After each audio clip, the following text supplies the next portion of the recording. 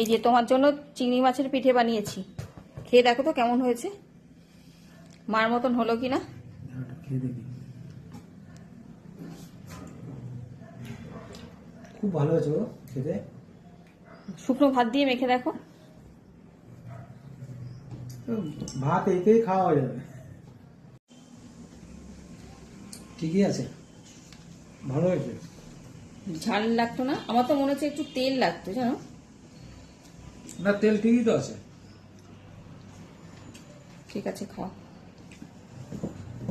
মাঠটা একটু অন্যরকম হয়, ওরকম মাঠটা হয়। একটু আলাদা। হ্যাঁ, মাঠটা একটু নরম নরম হয়। আর এই যে ভোলা মাছের সর্ষে বাটা দিয়ে করেছি, দেখো ভোলা মাছ না গোটা রাখতে পারি না, এত নরম মাছ। হ্যাঁ নরম মাছ খুব ভালো। কোনটা তুলবো দেখো, যেটা তুলবো সেটাই অবস্থা। দাও না, ঠিকই এই আছে। বাবা দেখো ভেঙে গেছে না।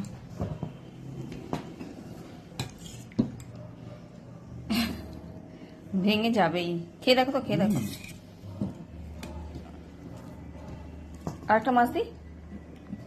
মাথা আছে না? হ্যাঁ মাথাও আছে, মাথা দেওয়া। মাথাও খেতে ভালো।